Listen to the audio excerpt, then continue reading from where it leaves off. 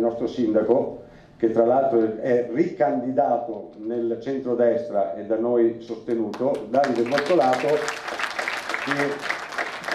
per i saluti. Una conferenza stampa in programma il 18 novembre avrebbe dovuto ufficializzare la ricandidatura di Davide Bortolato alla poltrona di sindaco di Mogliano alle amministrative di giugno 2024, ma con qualche giorno d'anticipo l'annuncio è arrivato nel corso del convegno Mangio Italiano, organizzato dal coordinamento di Fratelli d'Italia nel centro sociale moglianese.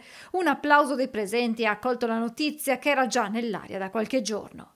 Ho lavorato per 4 anni, tante sono le cose che abbiamo seminato e che vogliamo portare avanti e raccogliere i frutti di questo che abbiamo seminato. Quindi mi ricandido, insomma mi metto a disposizione della città, dei cittadini per altri 5 anni. Ho una squadra che mi supporta, l'intero centrodestra, e su questo conto di lavorare e di arrivare all'obiettivo.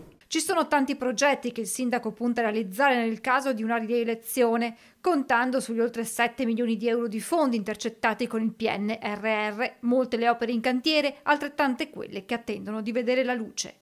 Ci stiamo anche concentrando nel dare aiuto a tutti quei cittadini che sono in difficoltà, considerate insomma anche gli aumenti delle bollette, gli aumenti insomma del far la spesa, e quindi abbiamo messo in campo anche lì molti bandi, molti aiuti proprio per le famiglie, la famiglia al centro della nostra politica.